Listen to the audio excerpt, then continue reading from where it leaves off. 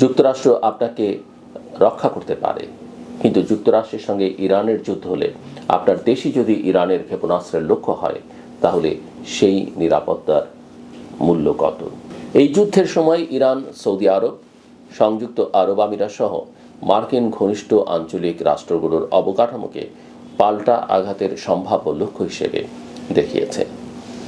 আগস্টের শুরুতেই তেহরান উপসাগরীয় রাষ্ট্রগুলোকে সতর্ক করেছিল নতুন মার্কিন হামলা হলে তাদের গুরুত্বপূর্ণ জ্বালানি ও অবকাঠামোয় আঘাত আসতে পারে।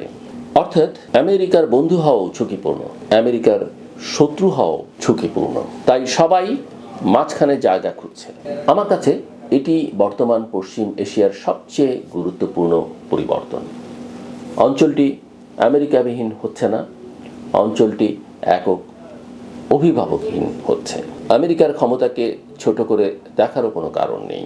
বাহরাইনে মার্কিন পঞ্চম নৌবহর, কাতারের আল উদেইদ, সংযুক্ত আরব আমিরাতের আল ধাফরা, কুয়েত ও সৌদি আরব সহ পুরো অঞ্চলে মার্কিন সামরিক অবকাঠামো এখনও এমন পরিসরে রয়েছে যার বিকল্প পাকিস্তান, তুরস্ক, চীন বা অন্য কোনো দেশ রাতারাতি তৈরি করতে পারবে না।